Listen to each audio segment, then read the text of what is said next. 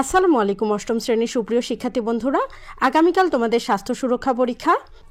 ষান্মাসিক সামষ্টিক মূল্যায়ন 2024, শ্রেণী অষ্টম, বিষয় স্বাস্থ্য সুরক্ষা, সময় 2 ঘন্টা, পিআই নির্ধারণে একক কাজ।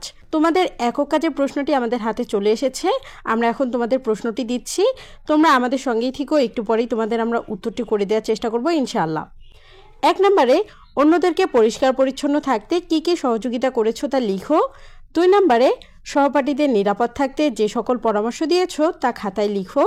3 নম্বর, কাজে অংশগ্রহণের জন্য গ্রুপের সদস্যদের বিভিন্ন ধরনের সহযোগিতা করেছো তা ধারাবাহিকভাবে লিখো। 4 নম্বর, দৈনন্দিন স্বাস্থ্য ঝুঁকির চাপ মোকাবেলায় তোমার পদক্ষেপসমূহ কী কী তা লিখো। 5 নম্বর, দৈনিক স্বাস্থ্য ঝুঁকির চাপ ব্যবস্থাপনায় তোমার বন্ধুদের কী কী সহযোগিতা করেছো তার তালিকা তৈরি করো। 6 নম্বর, শারীরিক পরিবর্তনে অন্যদেরকে সচেতন করতে কী কী পরামর্শ দিয়েছো তা লিখো। 7 নম্বর, শারীরিক পরিবর্তনের ঝুঁকি ব্যবস্থাপনায় পরিবার ও সেবা কেন্দ্রসমূহের সাথে সম্পৃক্ত করতে কী কী পদক্ষেপ গ্রহণ করেছো তা উল্লেখ করো। 8 নম্বর, মানসিক পরিবর্তনের ঝুঁকি থেকে মুক্ত থাকার জন্য সহপাঠীদের কী কী পরামর্শ দিয়েছো তা সঠিকভাবে লিখো। 9 নম্বর, মানসিক পরিবর্তনের জন্য পরিবার ও সেবা কেন্দ্রসমূহের সাথে কিভাবে সম্পৃক্ত থাকা যায় তার একটি তালিকা তৈরি করো। আমরা একক কাজগুলো দেখলাম। তোমাদের একক কাজের জন্য 9টি প্রশ্ন দিয়েছে, এই 9টি প্রশ্নের উত্তর তোমাদের করতে হবে। এরপর দলীয় কাজ। দলীয় কাজের জন্য তোমাদের নির্ধারিত সময় হলো 30 মিনিট। এই দলীয় কাজের মধ্যে যে কোনো একটি তোমাদের করতে হবে।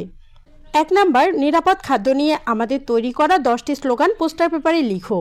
অথবা 2 নম্বর, মানসিক চাপ ব্যবস্থাপনা কৌশলসমূহ পোস্টার পেপারে লিখো। তোমাদের দলগত কাজের জন্য 2টি কাজ দিয়েছে, এই 2টি কাজের মধ্যে যে কোনো একটি তোমাদের দলের মধ্যে উপস্থাপন করে দেখাতে হবে।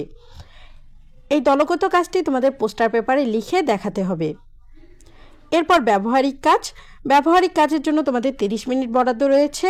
এখানে 2টি কাজ রয়েছে, যে কোনো একটি তোমাদের করতে হবে।